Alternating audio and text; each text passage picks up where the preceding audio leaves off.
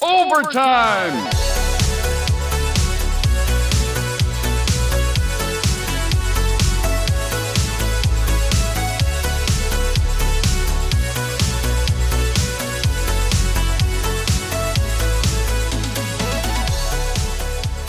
I know, guys. I know. This week's episode is late. I'm so ashamed. I've got a good explanation. I've been working on this Pac-Man. It's been driving me nuts. It's almost done. The video's like 75% done, but I hit a wall. I hit a brick wall, and I think I know what to do, but I'm waiting on parts from DigiKey, and it's going to be a couple of days, and I didn't want to end an episode in failure because I'm so close to finishing this Pac-Man. So hopefully this will be done soon. I've been putting a ton of work into this, and it's almost done, but I got to do something. It's already, what is it? What day is it? It's Monday. My episodes usually come out on Sundays, so we're going to do something different. And we're going to do something that I'm actually really, really excited about. Oh, man. We're going to talk about this right here, which I've been looking for one of these for quite some time. I'm really excited about this. And it's a bit of an oddity, and we're going to talk about what makes this thing so strange, what makes it so weird, and hopefully get to the bottom of this mystery. Let's see, is this properly in frame now? So yeah, this what is this? So this is a Versus Unisystem, a Nintendo Versus Unisystem arcade cabinet. It has, if you can kind of see, it's got Super Mario Brothers installed in this, but there's some weird stuff going on with this cabinet. Now, I got this, I bought this back in June on KLOV from a KLOV forums member who goes by the name of Radford, I think 119. And this was down in like southern Indiana. He had this on sale for a while, kept dropping the price, and eventually I jumped on it. And I know I don't live anywhere near southern Indiana, but my friend and Overtime Arcade channel member Dillweed, whose real name is Taylor, he's got his own YouTube channel you should check out. I'll put a link down in the video description down below. Taylor does live in Indiana. He went down to southern Indiana to pick up this cabinet for me, which I got for a great price. It's actually, believe it or not, this is the third most I've ever spent on an arcade cabinet, and it still wasn't that much at all. I get these for great deals. I actually did a video, I don't know, last year on how I get these games for such good prices. So anyway, Taylor went down to southern Indiana and grabbed this thing, and then we met up beginning of August, I think, and we did a bit of a swap. I'll show you a picture right here. I actually brought a couple of games out, and we had them all set up in front of, we met at a Harbor Freight sort of in very eastern Ohio, sort of halfway between where I live in Virginia and where Taylor lives in Indiana. We had all the games lined up because I was bringing him a cabinet, a Quasar, very uncommon Zechariah Quasar that he had got from Jeff Kinder that I picked up in New York. I brought that out to Ohio, and I brought out my extra Defender cabinet. That's going to another channel member, SNES Cube 64, whose real name is Matt. Ooh, this is a little... We'll have to fix that. No big deal. So I brought those two cabinets out, and Dillweed, Taylor brought this cabinet for me and a Taito lock and chase that he traded to Jeff Kinder for that Quasar. I think that lock and chase came from the West Virginia warehouse raid that Taylor and I, along with Liam from AKA 64-Bit from Retrobotics and the Coin Jam podcast. So anyway, we made a swap. I still have the lock and chase here, but that needs to get to Jeff Kinder at some point in the near future. And this is the cabinet for me. So everybody gets a game. Taylor gets a game, Jeff gets a game, Charlie gets a game, Matt gets a game. And this is the game that I got, again, from Radford, I think 119, on the KLOV forums, KLOV. And yeah, at first glance, it's a Super Mario Brothers, and I have the tinted glass bezel that goes right here. There's a couple of weird things going on with this cabinet. and hopefully we can figure out what's happening. So right off the bat, the biggest thing is the paint color on this is wrong. It's wrong, okay? So Versus Unisystem cabinets are not supposed to be black. So there are 3 cabinets that Nintendo made in this sort of style, in this sort of design. First was the Versus Unisystem, which is what this sort of purports to be. The second was, I'm actually going to get the dates wrong. So this cabinet, so the Versus system was originally released by Nintendo in 1984, again, based on the Famicom and NES hardware. Most of the games are a little bit different. So like Super Mario Brothers on the Versus system, I think this is, anyway, Super Mario Brothers on the Versus system is not exactly the same as the original, the NES ROM. And I think Versus Super Mario Brothers, maybe it did come out after the NES version in North America. Anyway, it's a little bit harder. The things aren't exactly the same. You know, unlike the Play Choice 10, where the ROMs are almost entirely the same, the Versus games are often a little bit different. Excite Bike's different, Balloon Fight's different. The games are a little bit different. Even Super Mario Brothers is different.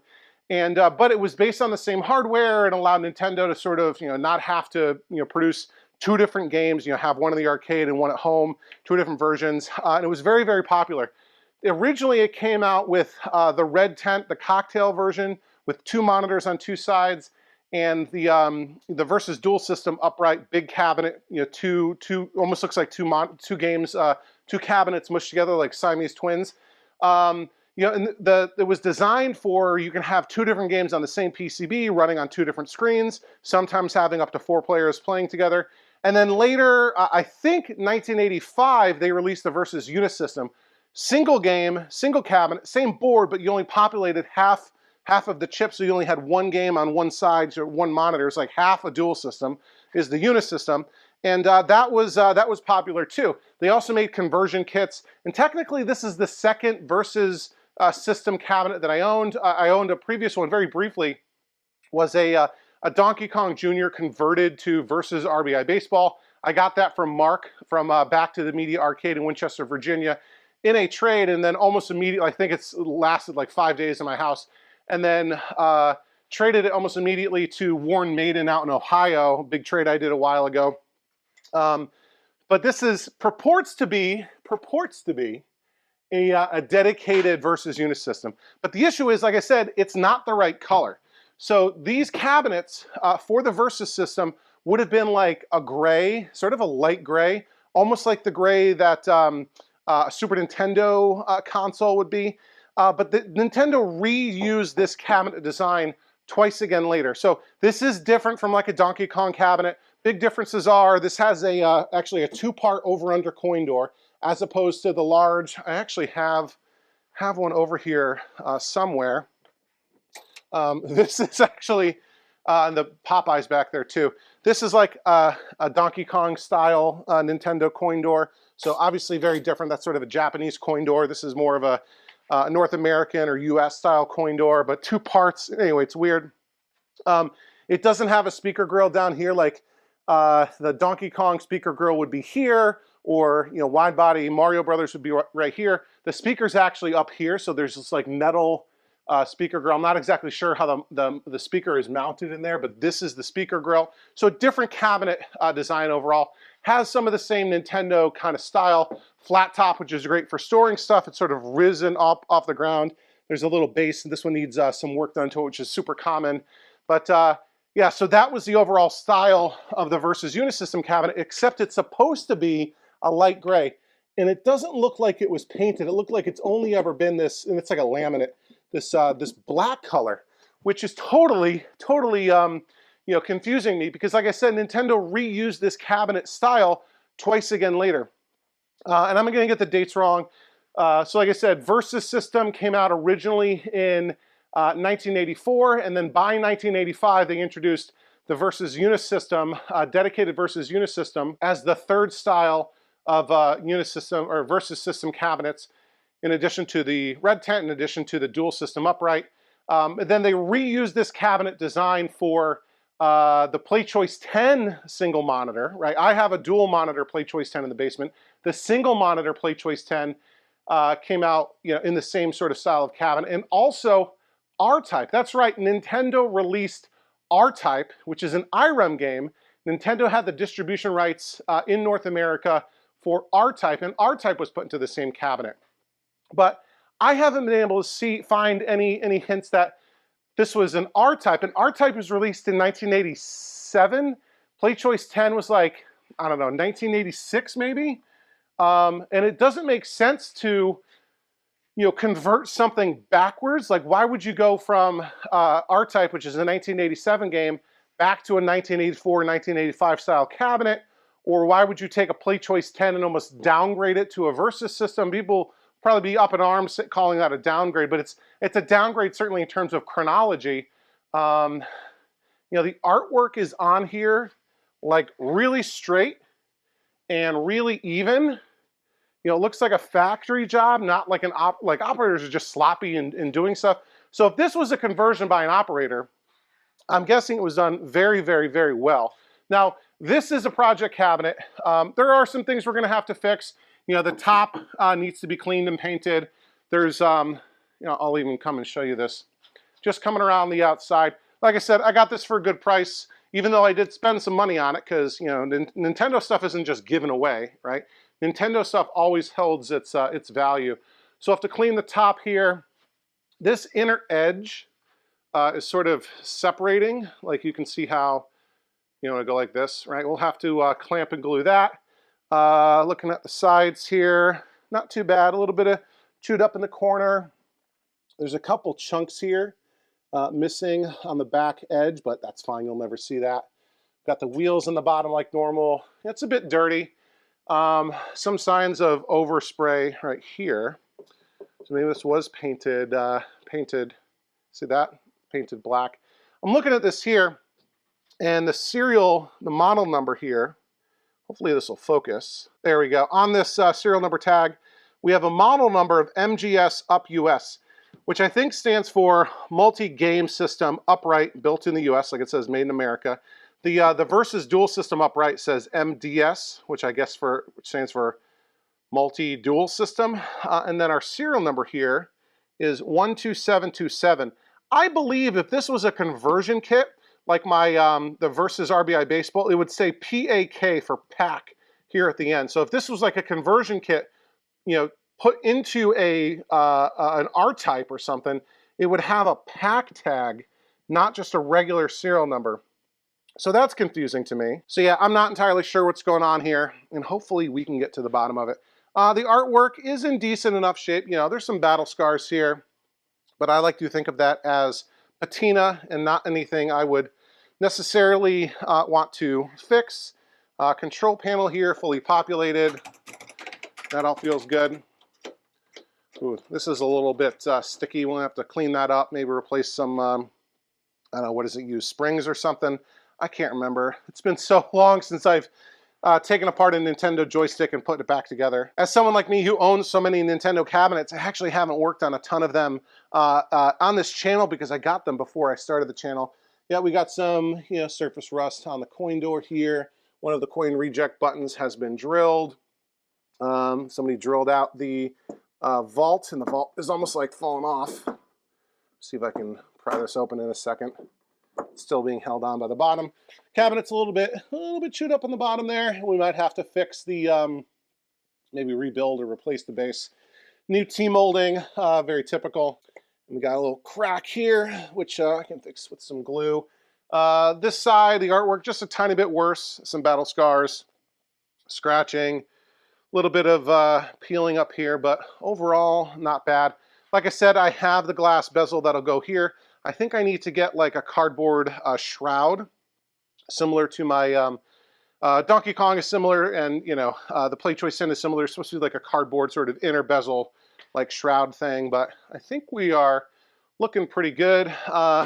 Marquee is faded, but this happens with like every Versus Super Mario Brothers marquee, and that's okay because although this came with a working Versus Super Mario Brothers PCB, that is not what I'm planning to keep this thing as.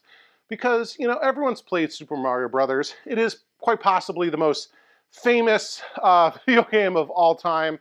And, you know, I love it, obviously. I grew up with it. Not enough that I would necessarily want to have a full-time dedicated arcade cabinet with it, especially when I've got it on the PlayChoice 10 also. So I've got another game that we're going to put in here, but we'll talk about that a little bit later. Let's see if I can get this. You're not even looking at it. Get that coin door lower vault open. Put you down like this. Okay. This is obviously the right tool for the job. Oh man, I think this was open. It's totally drilled out, so is it like, there we go. It's starting to come. Come on, there we go. We got it open, and we have a little sticker here that says Sahi Seiko, I don't know, something, service door. And we have our coin bucket right here with one of the coin door bracket pieces, retainer clips sort of in there. So nothing too interesting there. Is there a coin counter? Maybe it's the upper door. Let's see if we can get this open. There we go. Okay. And yeah, we do have a coin counter along with a service switch. The coin counter, wow, low count. 9,964, so under 10,000 plays. We'll ask Professor Pac-Man to calculate how many dollars have gone through this thing, but relatively low count there. That all looks good. I can see the PCB cage back there. Maybe we can take the control panel off. A couple of latches on either side. Ooh, I can feel spider webs my hands going through. Okay. I disconnect this, and we'll get this out of the way. Hopefully these are keyed. Yep, they are. Okay, put this off to the side and start to take a look at what's going on in here. You know, Nintendo cabinets, I just have to say, I've always been impressed by how well designed they are. Oh, we have some cardboard shroud in there. All right, very dusty, very dirty, but nothing I can't handle. Now, one thing that I've been looking for that that Matt, you know, SNES Cube 64 had been talking about was if this was a PlayChoice 10, it would have some sort of mounting bracket or screw holes for like a counter. Because one of the big differences between the Versus system and the PlayChoice 10 is, you know, the Versus system, the games are harder. Like this Super Mario Brothers is harder than the NES Super Mario Brothers because, you know, they don't want people to just drop a quarter in and play for hours, you know, like you would be able to at home on an NES. So they make it harder, so you feed more quarters into the cabinet. The PlayChoice 10, you're buying time, so it can be an easier game. But there's a countdown timer on my dual monitor PlayChoice 10. You know, there's an upper monitor that has that timer for you, but on the single monitor PlayChoice 10 and the countertop version, there's a timer that I think it's mounted just inside the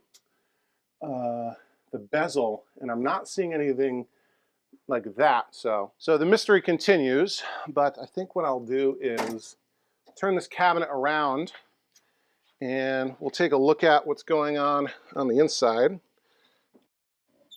Okay, it's so nice that Nintendo included wheels on this thing.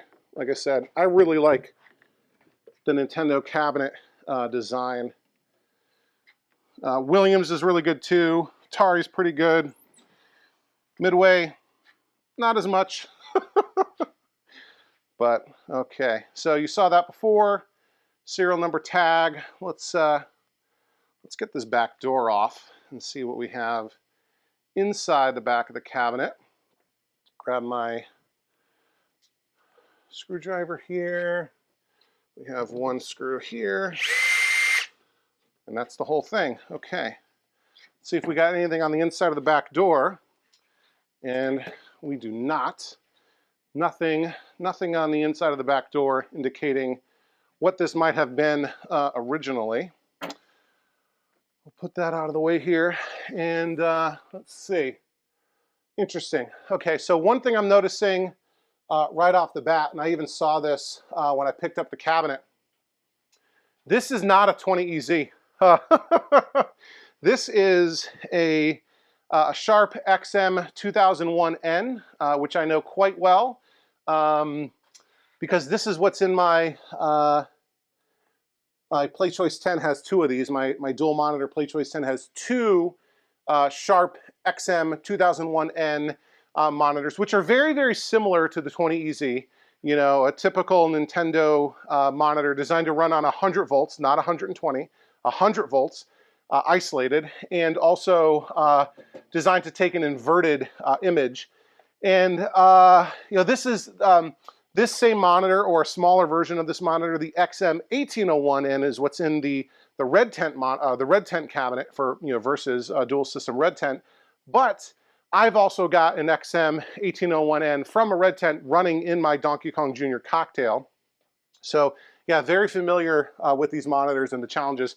The 20EZs are better, so you know, part of me is, I wish there was a 20EZ in here instead of a Sharp monitor, but that's okay.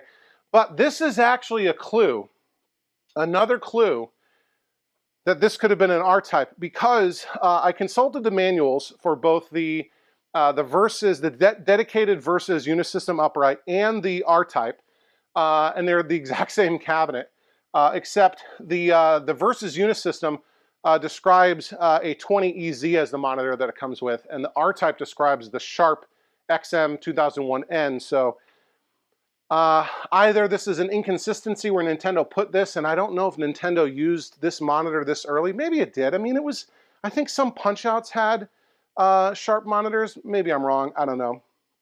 But, you know, and this could have been swapped in later, but this is something that potentially signals R-type, but we'll see. Let's come down here even a little bit lower. Oh, and this, something I, something I noticed when I picked up this cabinet from Dillweed, from that handoff point, is, and it's probably gone by now, there was maybe two, at least one or two capacitors missing. This one was hanging off by a thread to the point I could just, like, it fell right off in my hand. Radford said that this monitor needed a rebuild, which I believe, but more than just a rebuild, it's not working because, you know, the chassis is, like, not mounted in here properly. The remote board's just hanging. So I'm actually going to go, I'll just disconnect this thing entirely so we don't accidentally send power to this monitor knowing it's in a non-working state. So we'll disconnect that, and this is the, where does it go? Oh, this is the, here we go. This is the video input connection, so that's already disconnected. I guess it has a little Molex connector in the middle. And this is the sound, because just like the Sharp XM, or the Sanyo 20EZ, the Sharp XM 2001N has an onboard audio amp. So the monitor does double duty, you know, as the audio amplifier board. Come on, so you have these extra connections here. This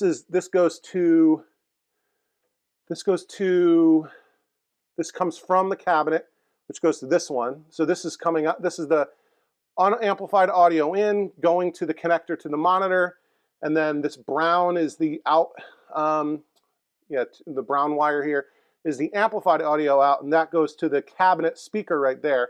So this monitor is now completely disconnected. What is this hanging here? That's the gauze. The gauze wire isn't connected. The anode is connected. So this monitor is a bit rough, but that's okay. I knew what I was getting myself into, so I'm not too worried about that. We'll come down here and look at what we got here in the bottom of the cabinet. All right, let's see. So our PCB, our Versus Super Mario Brothers, is inside this PCB cage, which has a cutout here to access like stuff, but sort of crazy. We have a model PP 1200A power supply, which is good. We have some. This is part of the cardboard shroud. Let me back up a little here. So let's move this out of the way. And we'll grab our power cord, which is always rough. And the ground plug's been cut like they always are, but that's no problem. We can replace all that. This is sort of the back of the cardboard shroud. So I guess like Donkey Kong, there's a surround that goes around the monitor, and this is like the back part. So like the marquee light won't spill down. I don't know. We'll move that out of the way. What's going on down here? Let's see. We have a power plug hanging out here. Is that for the monitor? Where does that go? Let's see. Are you able to see what I'm seeing here? It's our transformer, which is all rusty, but that's probably fine. Oh, here's that capacitor I was talking about. A 330 microfarad, 200 volt capacitor. It looks like, was it never even soldered in? That is bizarre. Interesting. I don't know if Radford ever, I doubt he worked on this. Maybe he just got it from somebody. Let's see, what else is down here? We have we got some dried up gum. We have some rodent droppings. Not too bad though. Nothing over there. We've got I don't know what this plastic piece goes to, and another one of those coin door clips. I don't want to lose that. But what does this go to? Because one of these, let's see, this goes to, is there supposed to be a power switch? Yeah. Nope. It's here. Okay. So what does this go to? Because I'm guessing this goes here, up and around to that, and this goes to here. So that's the monitor. And then this white one is the marquee light. Or maybe this is just, would have been for the second monitor in a dual system cabinet. Maybe they just used the same transformer assembly. So, okay, that's interesting. We got a 5-volt fuse here.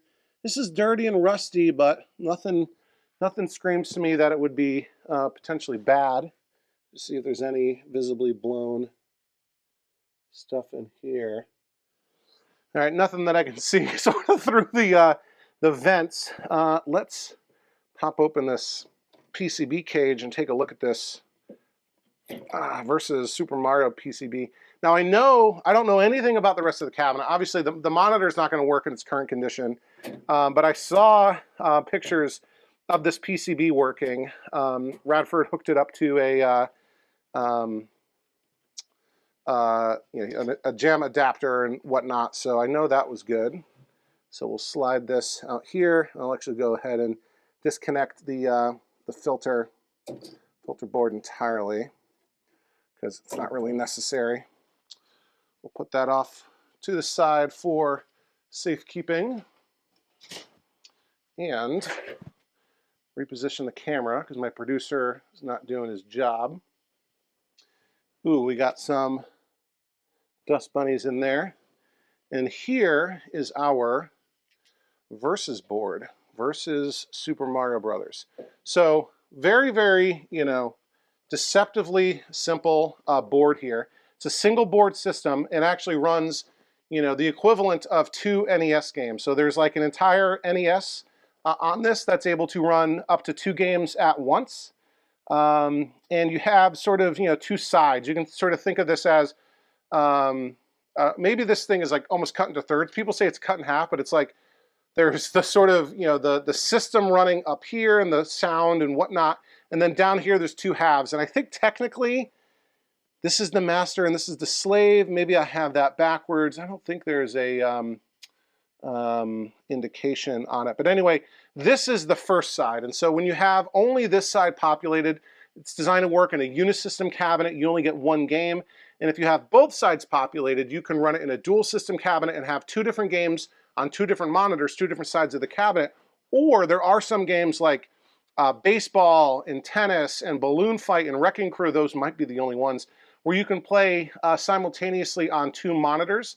I think tennis is the only one where you can play 4 different players total on 2 sides at once. And the way these games are set up, you have a CPU processor, which should be a, I can't even see it in the light. All right, I think it's a RP2A03. Someone's probably screaming out there because I'm getting it wrong, but I can barely see it on the chip. So that's the CPU, and then you have a PPU, which sort of acts as like the color palette thing. It also kind of acts as like almost like a security chip. And this one is an RP2004-004, and there's others. There's like, I don't know, at least half a dozen different PPUs, and you have to have the right PPU with the right game for it to work properly. Otherwise, I think the colors are screwed up. And then you have, typically 6 EPROMs down here, game specific. This has the Super Mario code running on it, which interestingly, did you know that Super Mario Brothers was not the original name for this game? It was originally Mario's Adventure, and Nintendo actually put out flyers and pictures of marquees that say Mario's Adventure before they changed the name to Super Mario Brothers. And I don't know if that was prior to the NES release and that was a late change, or if they were thinking that the arcade version would be called Mario's Adventure instead of Super Mario Brothers. But anyway, if you if you wanted to play this in a dual system cabinet with 2 games, you would load EPROMs over here. You would put a appropriate PPU over here. One thing that's also kind of interesting with Super Mario Brothers, as I understand it, this is like a dummy CPU. This is not a real CPU on this side, but Super Mario Brothers will not play on this side unless you have a dummy CPU over on this side. I don't know if that was, again, another sort of security feature or whatnot. You have a battery pack down here, a little bit rusty, but I don't see any battery acid damage to speak of. This PCB looks nice and clean, actually.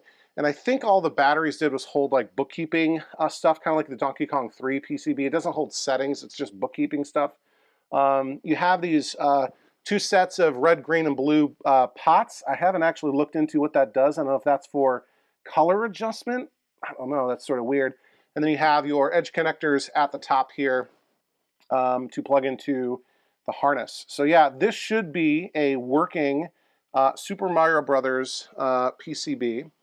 So we'll stick this back into cabinet here for safekeeping. You can even see on the heatsink on the PPU, it even says Super Mario Brothers, so you don't get your PPUs mixed up, which would be very embarrassing were that to happen to you. So, and some other games didn't just use the PPU and CPU and EPROM setup. Some of them had like daughter cards. Like I know a lot of the Konami games, Castlevania, Gradius, Goonies, they had a daughter card that plugged in instead of loose EPROMs. But you know what I want to do? I kind of want to see Super Mario Brothers running, and I imagine you do as well. So what I think I'm going to do is I want to kind of check the voltages coming off of this power supply. So I believe the power should come in from the wall, go into this transformer assembly, and then this should feed the power supply, and then this comes off. It's a very, very good design by Nintendo. This should come off, and we can get our multimeter. I will get that in a second. Get our multimeter leads in, and at least test it, without a load to make sure we don't have a crazy overvoltage situation going on. So yeah, let me go grab my multimeter. We'll test this power supply and see if we're ready to, fire up the game and see if the game's working.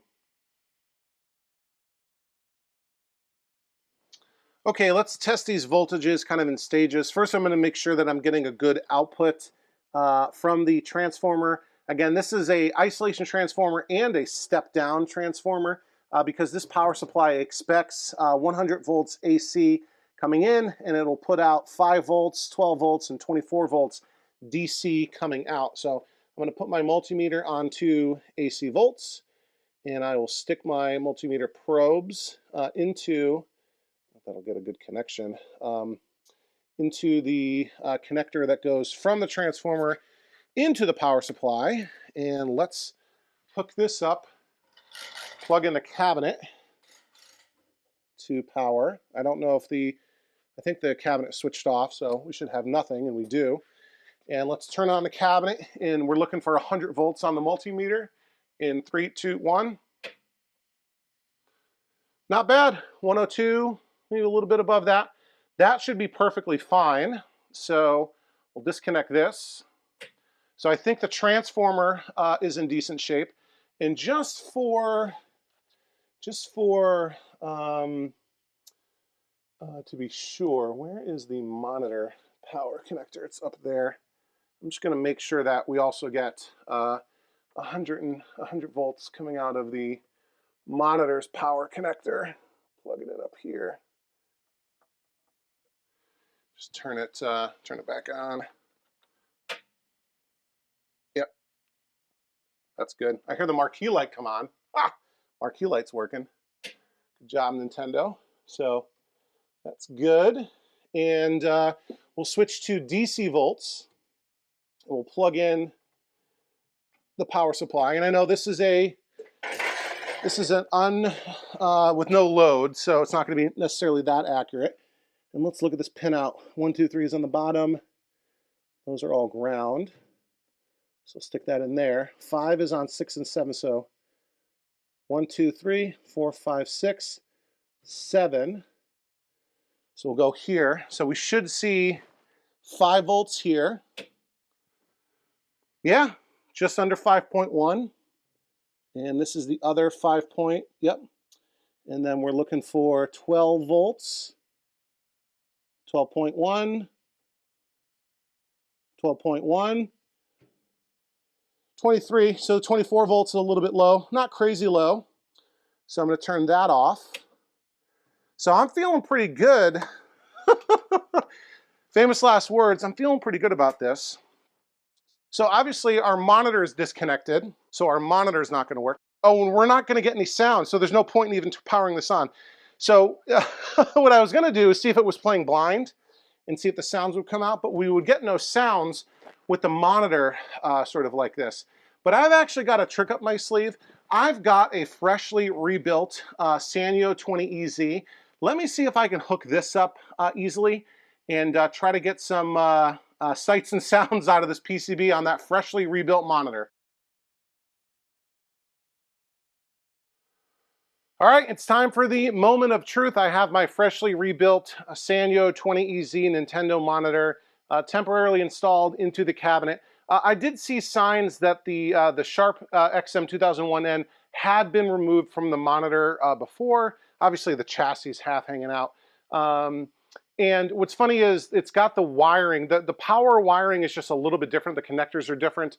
The Sharp has a wire that comes out of the outlet on the transformer that goes onto a wire that then goes to the cat, and there's like a connector. It's like this brown connector.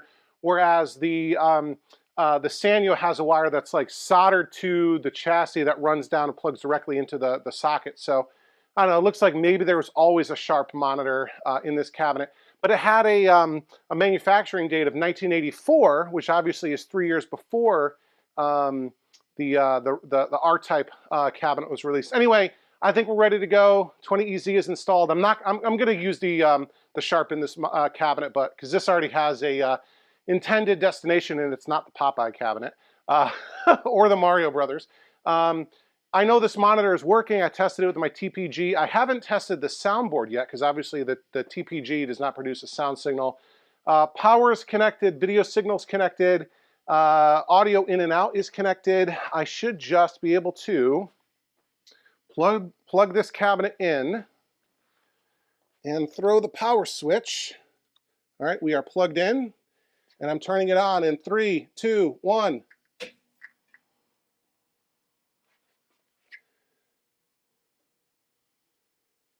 No smoke coming out of the board. Anything on the screen? Holy smokes, guys! I recognize that. Do you recognize that? Maybe got to turn the brightness down. But holy cow, we have a a working game. Let me find my adjustment tool here. There it is. And grab a mirror real quick. Turn it down just a smidge. Just a smidge. Guys, I am excited. I don't think I've been this excited to play Super Mario Brothers in a long time.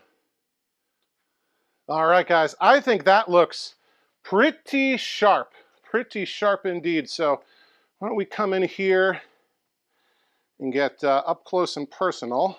Come on, come on. I know it's not like you've never seen Super Mario Brothers before, but let's do our best here. Okay, how's that?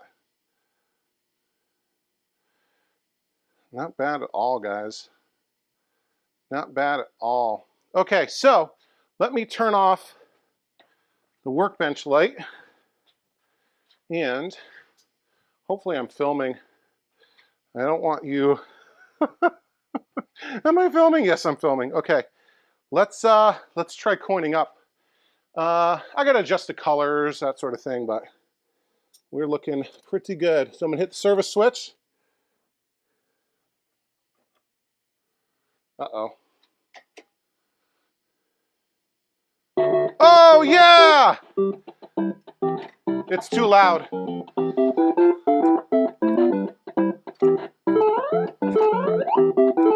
And a bug wants to jump in there. Here we go. Let me turn down the audio. But the audio works, guys.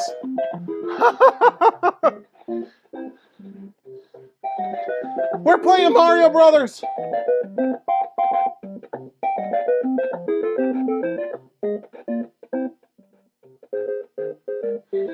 Oh my goodness. All right. Well, and you guys know,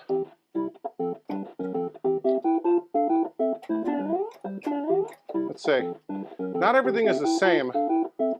Yeah, these joysticks are gummed up. Oh, okay. All right, yeah, the colors are a bit wonky, but I can adjust all that.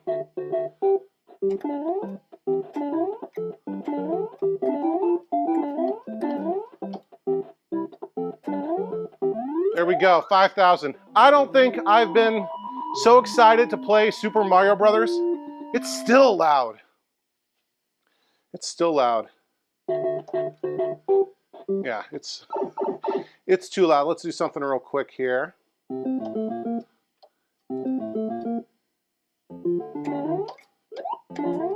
Come here, you.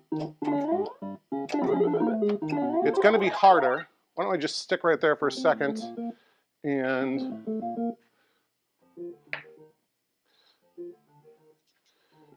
adjust the sound again.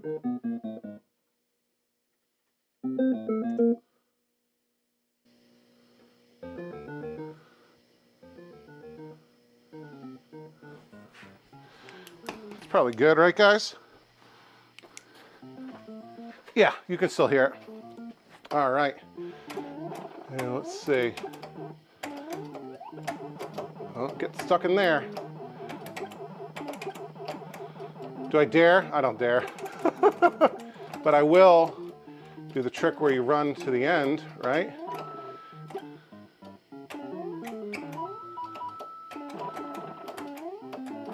Unless I screw it up, right? All right. Didn't that blow your mind as a kid and you figured out you could run up on top of the screen where the stats are? All right, don't screw it up, Charlie. Here we go. Oh no! Oh no! Is there no warp zone there? Well, that stinks. Like I said, there's differences, guys. There's differences. 2,000. But yeah, this works. We have a working versus unisystem. I got to work on the monitor, but then we'll be in good shape, guys. I can't remember the last time I played World 1-3 without hitting the warp zone. Yeah, I thought that guy might drop on me. Okay. Yeah, these buttons and especially the joysticks are a bit sticky, so we'll fix that soon enough. I thought that was like a star. But anyway, guys, you know what Super Mario Brothers looks like, and I hope I don't get like a copyright strike for having this music going. But yeah, I want to say thank you to everyone who helped me out. To make this deal happen. So Radford, first and foremost, for selling me this cabinet with a working PCB for a good price. For Dillweed, aka Taylor, check the link to his YouTube channel down below, for grabbing this for me and meeting me halfway for a trade. Yeah, and I'm looking forward. I got some tricks up my sleeve, something cool I want to do, guys. When, oops, I don't even need that, right? Yeah. Oh man, joystick. I got some cool stuff I want to do, and like I said, this is not going to stay as a Super Mario Brothers. Whoops. I got some tricks up my sleeve, and more than you know. Maybe if you pay attention, you might know what some of what I've got going on is. Oh man, I'm going to blame it on the joystick. Anyway, guys, if, we'll be doing those in future episodes. I got to get this Pac-Man done. I got a J-Rock Multi-Williams I'm working on. Let's see if I can do this without dying. No. Yeah, the joystick is just messing with me. If this is your first time on the channel, welcome. Make sure you're subscribed. Oh, no. Can I press select and start? No, because I don't have a credit. I'll play a little bit more. Oh, yeah, I can. Okay. Push start to continue. There we go. Oh, no, we're back on World 1. Yeah, make sure you subscribe. You don't want to miss a single episode. You know, everything we got going on with Pac-Man and everything. And this, isn't there supposed to be like something over here? Let's see. Isn't there supposed to be like a one-up here? Isn't there a one-up here? Yeah, I guess they removed that here, right? Anyway, yeah. Oh, yeah, I don't know. There's differences. Okay, is there a star here? Nope, no star. Maybe there's no stars in the entire Versus game. Yeah, so make sure you subscribe. You don't want to miss any of this exciting stuff. Oh my gosh, like me dying on World 1 of Super Mario Brothers. Do everything the YouTube algorithm wants you to do. That like button is so important, guys. Hit that like button. Tell YouTube that you are engaged. Hashtag engaged. Hashtag engaged, right, Ty? Did I screw up when I was trying to get to the warp zone? Let's try it again. Yeah, leave me a comment down below. What memories do you have of Super Mario Brothers or the Versus system? What game do you think I should turn this into? If I'm not going to leave it as Super Mario Brothers, what Versus game do you want to see me do? And guys, it's so flexible here. You know, there's a whole bunch of awesome Versus games that we can install. So let me know down below what you think I should turn this cabinet into.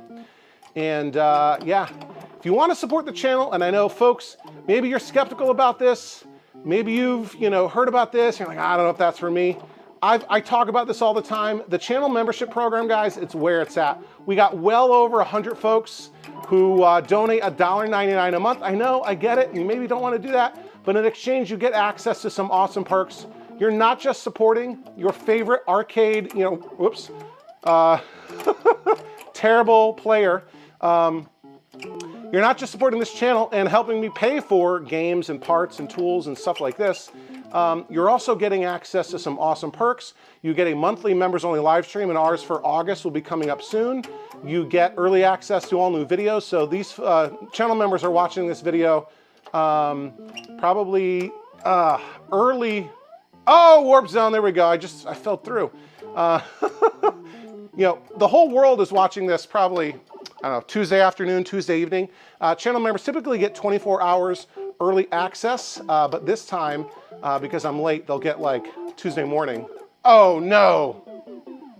So yeah, if you recognize any names on this list, and if you've been in this hobby, this community for any length of time, you probably do.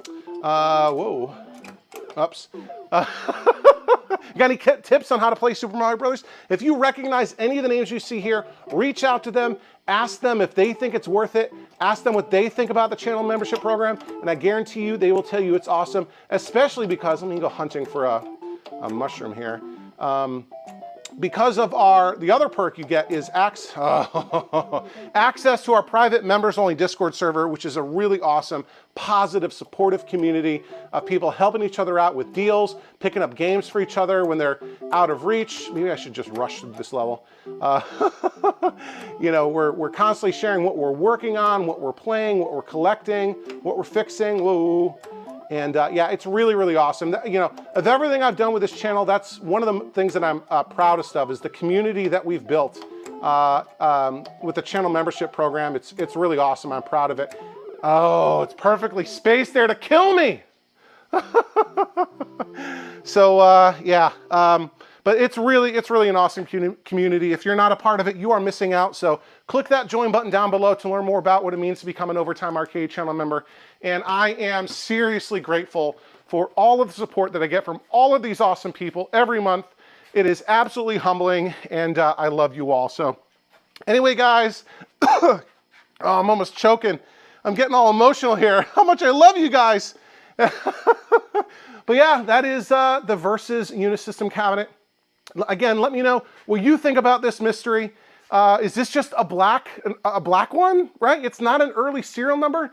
Were they, you know, was there overlap when Nintendo was manufacturing these? Oh, I guess it won't go to attract mode. I guess I can just start it. Yeah, is this an R-type? Should I turn this into an R-type? You guys got to let me know down below. Anyway, I think we'll wrap it up here. As always, thanks for watching Overtime Arcade. I'm Charlie, and I'll see you next time.